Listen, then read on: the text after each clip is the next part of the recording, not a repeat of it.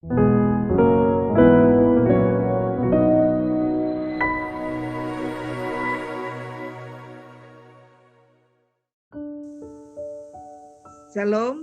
untuk kita semua.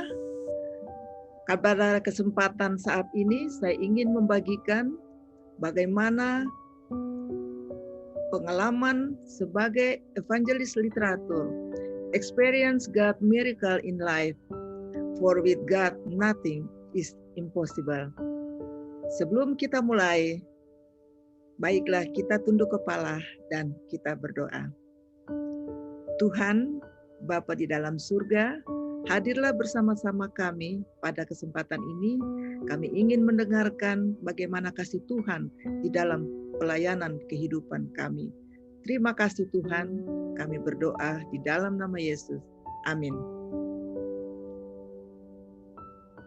Baik, saudara-saudara sekalian, pada kesempatan ini judul yang saya pilih, Experience God Miracle in Life. For with God nothing is impossible. Keajaiban, mujizat Tuhan di dalam kehidupan, bersama Tuhan tidak ada yang mustahil.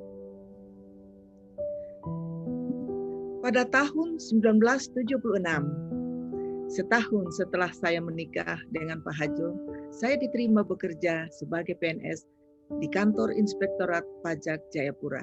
Namun, saya kemudian berhenti bekerja di kantor pajak pada tahun 1983 karena saya harus mengikut Pak Hajo menjalankan tugas penginjilan wilayah Biak. Saudara-saudara sekalian, kantor Departemen Keuangan atau kantor pajak pada waktu saya bekerja adalah salah satu kantor yang bergengsi untuk di Jayapura. Tetapi pada tahun 76, lalu tahun 77, saudara tahu anak kami yang pertama sudah lahir. Penuh dengan kebahagiaan. Lalu tahun 76 pula Pak Hajo memulai karirnya di penginjil literatur. Pada waktu dia ditawarkan sama pendeta F.A. Masih pada waktu itu, apakah saudara Hajo mau ingin menjadi penginjil literatur? Beliau belum mengerti pada waktu itu, karena pemahaman beliau adalah jual buku. Dia tidak suka dagang-dagang pada waktu itu. Tetapi dijelaskan oleh pendeta F.A. Masih pada waktu itu, oh saudara Hajo, ini bukan jual buku saja, tetapi saudara satu waktu akan menjala orang. Artinya menarik orang untuk datang kepada Yesus. Ketika Pak Hajo mendengar menjadi penjala orang, dia tertarik. Dan satu waktu apabila saudara sukses, saudara bisa menjadi pendeta. Almarhum Pak Hajo pada tahun itu masih bekerja sebagai evangelis literatur dan memulai karirnya dan merupakan salah satu evangelis literatur yang sukses di daerah Papua pada masa itu. Beliau banyak mengajak umat-umat Tuhan untuk turun mengambil bagian dalam pekerjaan penginjilan lewat buku-buku. Oleh karena penyerahan diri kepada Allah atau ketekunan, keikhlasan dan sukacita dalam pelayanan serta kerja keras menjadikan Pak Hajo sukses sebagai seorang evangelis literatur. Kesuksesan itu membuat Pak Hajo mendapatkan reward dari organisasi, diantaranya dengan mengikuti kegiatan Tor Abraham Laru tahun 1979 di Hong Kong bersama dengan penginjil-penginjil Seventh Day Adventist dari berbagai penjuru dunia. Dan saudara-saudara tahu pada tahun itu juga sudah lahir anak kami yang kedua yang kami beri nama Stanley. Dan acara di Hong Kong atau Abraham Laru tahun 1979 ini, ketika itu Pak Hajo pergi adalah termasuk memperingati 100 tahun Abraham Laru adalah penginjil literatur yang pertama mengunjungi Asia, tepatnya di Hong Kong. Dan pada tahun 1985, Pak Hajo diberi kesempatan untuk mengikuti rapat General Conference di New Orleans, USA, dan berkesempatan untuk mengunjungi tempat-tempat bersejarah bagi umat Tuhan, seperti Rumah Sakit Advent di Battle Creek, dan mengunjungi rumah atau makam dari pendeta James White dan Mrs. Ellen G. White. Saudara perhatikan di gambar ini ada salah satu sanitarium yang pada tahun 1844 pergerakan Advent yang dimulai oleh Mrs. Ellen G. White di Battle Creek sekarang sudah menjadi sebuah rumah sakit, ya, hospital di Battle Creek. Ini ada gambar Pak Hajo bersama-sama waktu kunjungan ke Battle Creek. Pada tahun ini kita datang sekarang, bagaimana mujizat Tuhan bagi keluarga kami, mujizat yang pertama. Tetapi kembali ke belakang, pada tahun 79 setelah anak kami yang kedua lahir, di tahun 82 anak kami yang ketiga lahir. Tapi saudara-saudara sekalian tahu, saya sudah mulai merasakan pergumulan yang berat. Kenapa? Karena kami masih numpang sama orang tua. Lalu sudah ada 3 anak. Dalam hati saya pada waktu itu, bekerja atau mengurus rumah tangga atau bersama-sama dengan Pak Hajo untuk melayani Tuhan. Saya bergumul selama 1 bulan. Tidak, saya harus berhenti dengan hormat. Tetapi saudara-saudara tahu, kalau diketahui oleh Pak Hajo, dia kecewa. Apalagi kedua orang tua saya. Mereka merasa bangga saya bekerja sebagai pegawai negeri di salah satu kantor yang bergengsi, kantor Departemen Keuangan. Tetapi di dalam hati kecil saya ingin melayani Tuhan. Kemudian saudara-saudara tahu, saya buat surat pemberhentian dengan hormat. 1 bulan saya saya berdoa selama 1 bulan itu, saya belum kasih sama pimpinan. Karena kalau sudah kasih, belum ada respon atau fix dengan Tuhan, saya masih ada keraguan. Jadi saya betul-betul yakinkan, berdoa sungguh-sungguh sama Tuhan untuk kasih saya kekuatan untuk saya harus minta berhenti dengan hormat. Singkat cerita, hari hanya tiba, saudara tahu, saya berdoa di salah satu kamar mandi di kantor pajak di lantai 2 pada waktu itu. Saya katakan begini sama Tuhan, Tuhan, berikan saya kekuatan karena saya sudah mau memasukkan surat permohonan berhenti dengan hormat di kantor pajak. Terlebih kepada kedua orang tua saya, supaya mereka tidak kecewa pada waktu mendengar saya berhenti. Akhirnya juga dengan Pak Hajo. Singkat cerita, setelah saya amin, saya bawa surat ini ke ketuk pintu kantor kepala pajak pada waktu itu, Dr. Randus Nikmat Sihaan. Pada waktu saya masuk, saya dipersilakan duduk. Lalu Pak Nikmat Sihaan katakan, saya katakan, Pak, saya mau ajukan surat pemberhentian dengan hormat. Dia kaget. Ibu Orpa tidak pikir panjang, saya belum teruskan ke pusat. Kalau bisa 1 minggu Ibu Orpa pikir, lalu surat ini saya akan teruskan. Tapi saya katakan sama Pak Siaan pada waktu itu, Pak, 1 minggu dengan sekarang sama. Saya sudah bulat tekad untuk bersama-sama suami. Kebetulan anak kami sudah 3. Oh, kalau memang itu pilihan Ibu Orpa, saya akan terima dan saya akan lanjutkan ke pusat. Saudara-saudara sekalian, tidak terlalu lama, hanya 1 bulan surat pemberhentian dengan hormat itu keluar. Begitu terima, Pak Hajo kaget. Orang tua juga kecewa. Orang tua saya katakan, Orpa, nasi di piring kau buang. Tetapi saya dalam hati saya tidak akan bantah, itu adalah pilihan dan saya sudah komitmen dengan Tuhan untuk melayani Tuhan.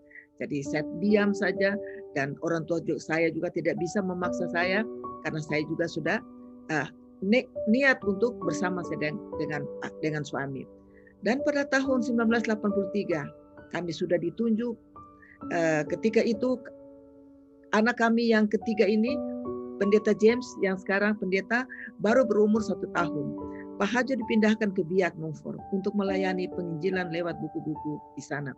Daerah pelayanannya mencakup Kabupaten Biak Numfor dan Yapen Waropen. Kalau saudara lihat di peta, Pulau Biak di atas, Yapen di bawah.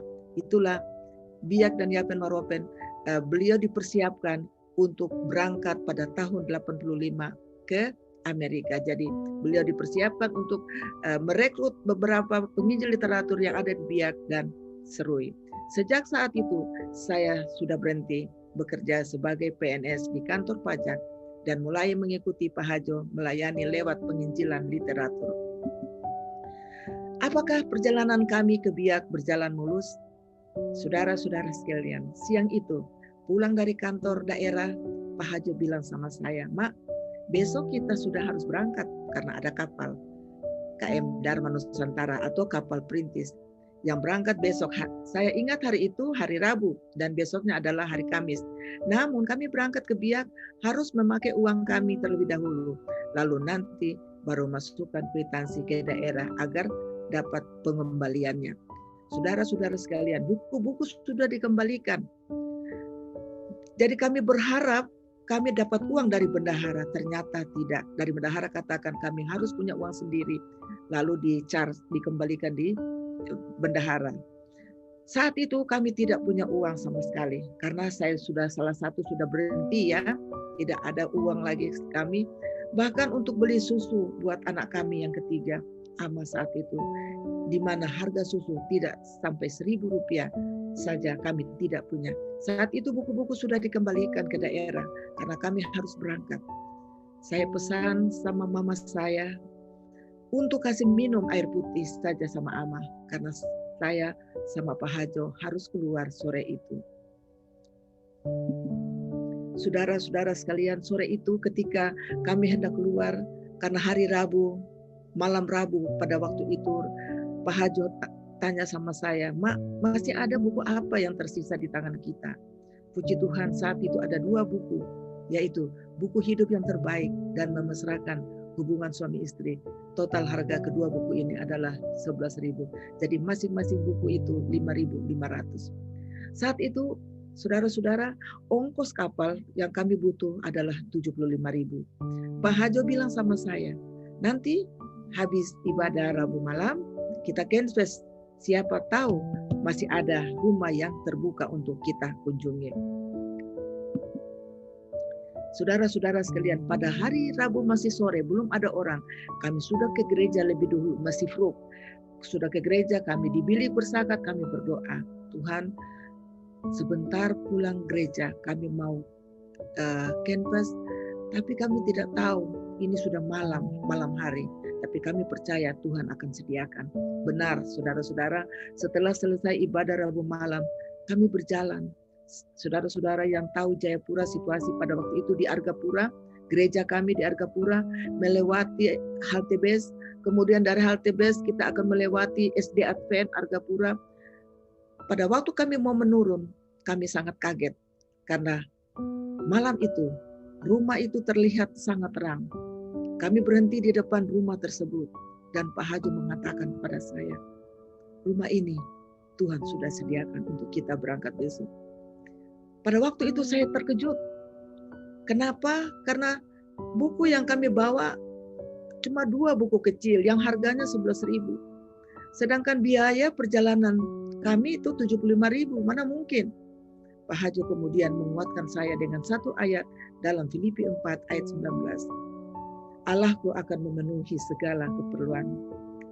Rumah seperti gudang di siang hari disediakan Allah untuk menjadi kesaksian bahwa Allah yang kami layani adalah Allah yang hidup. Malam itu saudara-saudara yang tahu Jayapura, kita mulai dari gereja ya, menurun melewati beberapa tempat yang sepi. Pada tahun itu jam 7 malam mobil sudah berhenti, tidak jalan lagi.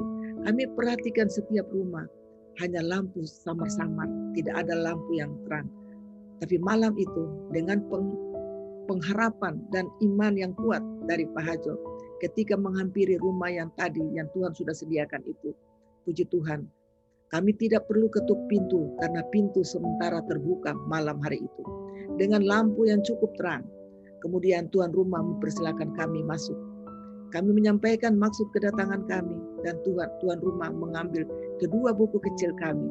Beliau katakan bahwa beliau tidak memiliki uang cash, maka beliau memberikan kami sebuah cek Bank Eksim. Dulu, sekarang kita tahu Bank Mandiri yang dapat dicairkan besok. Kami kemudian pamit pulang, namun sebelum pulang kami berdoa dengan tuan rumah. Setelah habis berdoa, saudara-saudara, dalam perjalanan Pak Hajo gelisah. Dia ambil cek, dia bilang sama saya, "Mama, cepat cari lampu jalan, cari lampu jalan." Akhirnya saudara-saudara, kita dapat lampu jalan tidak jauh dari tempat itu. Pak Hajo lihat, penasaran. Lalu dia katakan sama saya, "Mak, mungkin saya salah lihat. Coba Mama lihat." Pada waktu saya cek kembali, ternyata benar 100.000. Lalu cek senilai 100.000 lebih dari harga penjualan buku yang hanya 11.000. Allah benar-benar ada di pihak setiap pelayanannya yang setia. Dia mau kita melangkah dengan iman dan doa, dan Allah akan menunjukkan kuasa-Nya. Saudara-saudara sekalian, saya tambahkan sedikit. Mengapa Tuhan langsung menunjukkan mujizat ini? Karena Tuhan tahu jangan ada di antara saya atau Pak Hajo kecewa karena saya baru berhenti dari pegawai negeri sipil. Jadi Tuhan langsung menunjukkan kuasa-Nya, membuktikan bahwa Tuhan ada di samping umat-umat Tuhan yang berserah dan melayani Dia.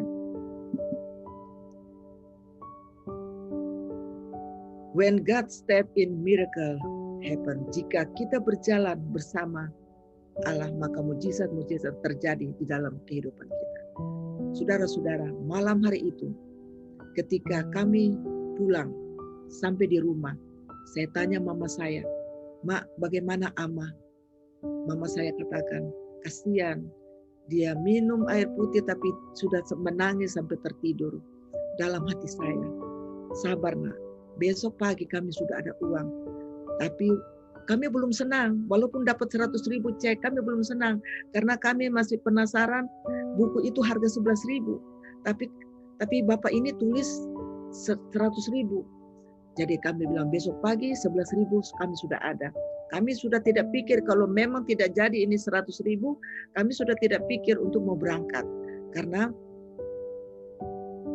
cek yang dikasih atau buku itu harga 11.000. Singkat cerita, besok pagi-pagi kami menuju ke Bank Eksim. Dan ketika kami sedang menunggu bank buka, kami bertemu dengan Bapak yang membeli buku kami kemarin. Pak Hajo kemudian menyapa beliau dan bertanya, "Bapak, mungkin kemarin Bapak salah tulis angka di cek. Karena buku harganya hanya 11.000. Namun apa kata Bapak itu? Sebelum Bapak dan Ibu datang, saya sudah tahu, saudara-saudara sekalian. Itu sebabnya kata Bapak itu sebabnya Bapak dan Ibu datang, pintu tidak dalam tertutup. Karena saya sementara menunggu seseorang, ternyata seseorang itu adalah Bapak dan Ibu." Saudara-saudara sekalian, luar biasa Allah yang kami sembah adalah Allah yang hidup. Peristiwa ini memberikan pengalaman iman yang luar biasa dalam kehidupan kami. Filipi 4 ayat 19. Saudara-saudara sekalian, setelah itu saudara Pak Hajo pergi beli tiket. Pada waktu Pak Hajo beli tiket, saya siapkan pergi belanja susu, belanja bekal yang untuk kami bawa dalam perjalanan untuk kami berangkat. Dan sampai di rumah, anak kami James atau Ama ini betul-betul haus akan susu. Setelah putar 1 gelas tidak cukup, dia minta 2 gelas. Luar biasa, air mata jatuh saudara-saudara pada waktu saya ingat kembali ya bagaimana pengalaman kami, tapi air mata jatuh oleh karena luar biasa Tuhan kita itu yang ajaib saudara-saudara. Akhirnya kami berangkat. Kejadian ini terjadi ketika kami sudah berada di Biak. Mujizat yang kedua, tadi kita sudah ikut mujizat yang pertama, dan saat ini kita ikut mujizat yang kedua, bagaimana diselamatkan oleh seekor anjing. Kami tinggal di rumah kakak saya, keluarga Luther Ayurbaba di daerah STTAB Karangmulia, dan anak saya atau anak kami James Ama baru berumur 1 tahun. Saudara-saudara, saya singkat cerita, Ama ini adalah nama kesayangan saudara-saudara kita dari NTT, sama dengan Ucok dari Sumatera, kira-kira seperti itu. Untuk anak laki-laki. Baru berumur 1 tahun dan baru belajar jalan. Rumah kakak saya besar, luas, dan memiliki banyak pintu. Saudara perhatikan, dari ruangan tamu ada pintu kiri, pintu kanan, pintu depan, kiri kanan itu pintu. Kemudian dari kamar, pintu keluar ada. Dari ruangan makan, pintu keluar juga ada. Sampai dapur, pintu keluar. Jadi pintu cukup banyak. Dan Pak Hajo saat itu tidak ada di rumah, jadi dengan ikut kapal langsung pergi ke Serui pada waktu itu. Hanya kami turun di rumah kakak saya, drop barang-barang semua. Pak Hajo ikut kapal itu juga langsung berangkat. Jadi beliau tidak ada pada waktu itu. Waktu itu kami sedang makan siang. Kakak saya almarhum Martin menyuruh saya untuk mengusir anjing yang ada di bawah kolong meja makan. Dan saya mengambil sapu, kemudian mengusir anjing tersebut untuk keluar lewat pintu dapur yang ada dekat meja makan. Karena hanya pintu itu yang terbuka. Sampai depan pintu, anjing itu tidak mau keluar. Dia hanya meraung saja. Saya pukul anjing pakai sapu, tapi dia menunjuk mencari pintu lain untuk keluar. Padahal pintu itu tertutup. Dan banyak barang-barang di dekat pintu sehingga saya harus memindahkan barang itu untuk dapat membuka pintu tersebut. Saudara, pada waktu saya usir dengan sapu, saya tendang malah. Dia menangis di bawah kaki saya. Lalu dia beralih, dia berjalan mencari pintu-pintu itu agak jauh, agak di sudut. Tapi bagaimana dia pergi ke sudut itu? Di situ ada tumpukan barang. Akhirnya saudara-saudara sekalian, saya keluarkan barang-barang ini. Dan saya buka pintu, ternyata anjing ini keluar. Di balik pintu itu ada setinggi air, kira-kira 1 meter air itu di ember besar. Ternyata anak kami Ama sudah masuk, kepala sudah di bawah, kakinya sudah seperti bebek. Luar biasa, Tuhan yang ajaib, Tuhan yang tidak bisa kami sebut dengan kata-kata saya pada siang hari ini. Luar biasa ajaibnya Tuhan. Saudara-saudara, ketika pintu terbuka, anjing keluar langsung. Saat itu, saudara, saya sudah hamil besar lagi, anak yang keempat, hampir pingsan. Karena anak kami atau James sudah tenggelam di dalam ember yang berisi penuh dengan air. Dengan kepala ke bawah dan kelihatan kaki-kaki kecil saja. Kakak saya kemudian mengangkat James dari dalam ember. Lalu berusaha mengeluarkan air dalam mulutnya. Setelah itu dia berdiri lalu langsung berlari. Rupanya James baru saja masuk di dalam ember. Kalau mau ikuti cerita ya, baru saja tetapi begitu tepatnya kasih Tuhan untuk keluarga kami. Setelah anak ini selamat, saya mengaminkan bahwa pertolongan Tuhan selalu tepat pada waktunya. Pada saat itu saya berdoa, Tuhan, anak ini telah Engkau selamatkan dari bahaya lewat seekor anjing yang Engkau kirim. Lalu dia dewasa, biarlah dia menjadi hamba-Mu dan hidup melayani Engkau. Dan inilah dia, anak yang diselamatkan oleh seekor anjing tadi sekarang sudah menjadi seorang pendeta. Saudara-saudara, dia sekarang menggembala menjadi pendeta wilayah di AB Pura, Jayapura. AB Pura ada 6 jemaat yang dibawa oleh pendeta James saat ini. Sebuah kutipan Nyonya White saya ingin jelaskan. Setiap anak yang didatangkan ke atas dunia ini adalah milik Yesus Kristus. Itulah sebabnya harus dididik dengan teladan dan pengetahuan untuk mengasihi dan menurut Allah. Oleh usaha yang sungguh-sungguh, para ibu bapa harus mengamati pikiran yang sedang berkembang dan mau menerima pelajaran serta menjadikan segala sesuatu dalam kehidupan rumah tangga nomor 2 terhadap kewajiban yang positif yang telah dianjurkan Allah kepada mereka itu, yaitu mendidik anak-anak mereka menurut mereka di dalam nasihat dan pemeliharaan Tuhan. Tulisan Ellen G. White, Membina Keluarga Bahagia. Saudara, kalau perhatikan, inilah anak-anak kami waktu masih kecil, berurutan mereka. Nona yang besar ini sekitar 10 tahun, ini 8 tahun, ini 8 tahun, ini 6 tahun, ini 4 tahun, ini baru 3 tahun. Dan ini 4 selisih 1 tahun ya.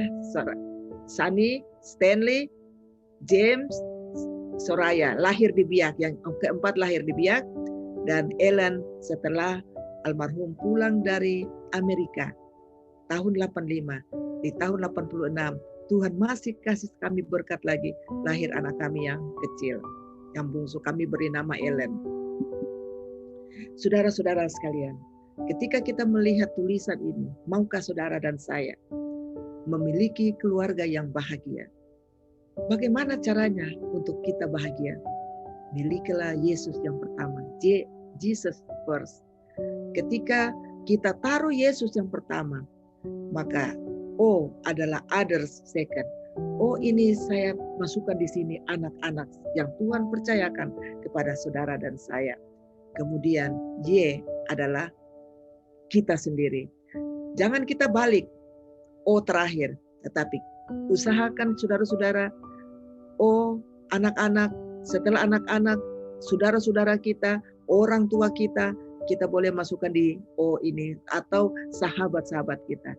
Dan biarlah kita yang terakhir, dan kita akan merasakan, melihat bagaimana Tuhan membentuk keluarga umat-umat Tuhan yang memiliki joy atau kebahagia, ya, sukacita. Di dalam 3 Yohanes 1 ayat 4, satu ayat yang menguatkan umat-umat Tuhan.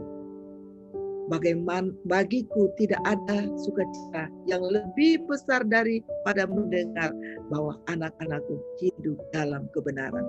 Saudara-saudara sekalian, ini satu sukacita tanggung jawab sebagai orang tua. Ketika kita diberikan anak, saudara ingat, anak adalah milik Tuhan. Tuhan hanya titipkan sama kita. Kalau kita salah gunakan saudara-saudara anak, kesian, nanti pada waktu di surga, Tuhan akan tanya, mana anak-anak yang saya titipkan? Tuhan tidak tanya, Ibu Orpa, berapa juta dolar yang kau sudah simpan? Tidak, saudara. Mana harta-harta yang saya telah percayakan kepada saya, kepada keluarga kami? Saya akan katakan, inilah 5 anak mantu, ya. Kemudian ada 11 cucu saat ini. Luar biasa, terpujilah nama Tuhan. Saudara, saya akan singgung sedikit foto ini. Foto ini tidak disengaja diambil di hari saat di mana Pak Hajo hampir beberapa jam ke depan Pak Hajo Tuhan panggil. 2004. Saudara-saudara, pada waktu itu dia katakan sama saya, Mama, saya bahagia. Saya bingung. Belum pernah kata-kata ini keluar. Tetapi kata-kata ini keluar pada waktu Tuhan sudah siap untuk memanggil. Lalu saya balik tanya, Bapak bahagia kenapa? Lalu dia katakan, saya bahagia karena tenaga muda saya kasih untuk Tuhan. Luar biasa saudara. Pada waktu saya lewati semua ini, saya lihat kembali, relay kembali ke belakang. Memang luar biasa, Tuhan itu ajaib. Tuhan itu luar biasa. Saudara, rumah ini tidak memiliki plafon, saudara. Yang kami duduk ini. Kami duduk di lantai, saudara. Rumah ini tidak memiliki plafon. Jadi kalau hujan itu harus ambil ember. Dan biasa yang ambil ember itu beliau ini menampung air hujan yang bocor. Mulai dari ruangan tamu, ruangan makan, sampai di dapur. Bocor, kamar-kamar bocor, saudara. Kami harus taruh, karena tidak ada plafon, hanya seng. Seng juga sudah bocor-bocor. Lalu dibangun oleh tangannya sendiri. Pada waktu anak-anak masih SMP, dia cor semen. Lalu bikin ring balak. Bapaknya naik di atas, anak laki-laki 2 yang masih SMP pada waktu itu, bantu bapaknya untuk membangun rumah kami. Dan sampai hari dia meninggal, kami tidak memiliki kendaraan, motor pun tidak punya, saudara-saudara. Tetapi penuh dengan kebahagiaan, karena kami tahu anak-anak yang Tuhan titipkan ini adalah milik Tuhan. Dan kami saksikan saat ini bagaimana Tuhan itu yang ajaib. Saudara-saudara sekalian, saya ingin sedikit singgung tentang anak kami yang pertama dulu. Beliau Tuhan percayakan sekarang ini dosen di Universitas Patimura Ambon. Tetapi pada tahun yang lalu, saudara-saudara, ketika dia diterima sebagai mahasiswa untuk mengambil S3 di IPB Bogor, dia telepon saya sambil menangis. Mama, saya tidak sangka kalau saya bisa sekolah S3 di Bogor saat ini. Kami 2 menangis di dalam telepon. Saya ingat pada waktu saya masih SMP, Mak. Di situ kami jatuh hati dan menangis terharu. Teman saya, Mak, kasih tahu, Bapak sudah tidak jual buku pada waktu itu. Dan Bapak katakan, kami waktu itu hanya jual majalah. Dan teman saya katakan sama saya, Sani, ada Bapak dengan Ibu. Kasihan sekali mereka. Mereka ketuk pintu, kami terima. Pada waktu masuk tidak ada buku, tetapi majalah-majalah yang sudah dimakan rayap. Bapak dan Ibu itu bawa. Saya tertunduk, Mak, dan saya tahu itu Mama dengan Bapak. Saudara-saudara sekalian, pada saat itu, kemarin, waktu 2 tahun lalu, air mata saya jatuh. Saya bilang sama Mama, tidak bisa cerita lagi, Nona. Bagaimana? Sampai kamu bisa sekolah semua. Kalau mau ingat, tidak ada apa-apa. Bapak meninggal saja, rumah bocor. Tapi itulah kasih Tuhan luar biasa. Datang di anak yang kedua, saudara. Sementara ambil S3 di Inggris. Lebih-lebih lagi kami bilang, bagaimana Tuhan itu yang ajaib. Tidak bisa Tuhan, kasih Tuhan itu kami ungkapkan. Bagaimana Nyong, saya katakan, semua karena kesetiaan dari orang yang sudah tidak ada ini. Saudara ingat tadi dia punya kata, saya bahagia karena tenaga muda saya kasih untuk Tuhan. Saudara-saudara sekalian, yang nomor 3, demikian pula pendeta. Selesai S2 dari AYAS, memiliki anak 3 orang. Yang nomor 2 memiliki anak 3 orang. Yang nona yang besar memiliki anak 2 orang. Dan nomor 4, sebagai guru di SD Advent Argapura, menikah dengan pendeta Paul Rakmeni, memiliki anak 2 orang. Dan yang bungsu, Ellen, menikah dengan Eki Hussein, dan beliau sekarang sementara ambil filsafat di UNAI Bandung, memiliki anak 1 orang. Saudara-saudara sekalian, pada waktu anak ini lahir, tahun 86, tahun 87, seorang sahabat saya sudah jadi orang kaya di Jakarta. Beliau menikah dengan kolonel, anaknya cuma 1. Pada waktu datang di Jayapura, dia katakan sama saya, Orpa berapa nganapi anak? Saya bilang sudah 5. Kasihan kamu cuma penjual buku. Nganapi anak banyak, masih bisa Riki sekolah le. Maaf, beliau dari Manado. Ya mau bilang apa? Saya hanya tunduk pada waktu itu. Saya bilang Tuhan, saya serahkan sama Tuhan. Karena apa? Ketika kita dipermalukan, biarlah Tuhan yang berperkara. Kita tidak ada apa-apa. Kita tidak bisa menghakimi orang. Kita hanya terima, dan ini saya saksikan. Tetapi sayang teman saya ini, begitu pulang ke Jakarta tahun 89, beliau mendapat kanker dan beliau meninggal. Tetapi yang saya mau kasih tahu sama kelima anak ini, untuk Sani, di dalam tubuh Nona, ada petunjuk modern kepada kesehatan. Mengalir di dalam darah kamu anak-anakku. Nyong yang kedua, ada penuntun perawatan pengobatan modern yang mengalir di dalam darah kalian. Dan anak yang ketiga, pendeta. Ada buku Mari Tanya Dokter yang mengalir di dalam tubuh kalian. Suraya nomor 4. Untuk Suraya ada resep menu sehat, ada makanan sehat yang ada di dalam diri kalian ini. Ingat selalu sama Tuhan anakku. Dan untuk Ellen, di saat Pak Hajo sudah jatuh sakit, Pak Hajo sudah tidak bisa jual buku lagi. Di tahun 87, ada darah yang mengalir, adalah majalah-majalah kesehatan. Majalah yang sudah tidak bisa dijual oleh penjual buku, ada sementara mengalir di dalam tubuh kalian. Itu sebabnya saya pesan untuk kelima anak saya, sampai kepada cucu-cucu. Ingat, bukan uang yang menjamin kita untuk kita menjadi sukses, tetapi sandarkan kehidupan ini sama Tuhan.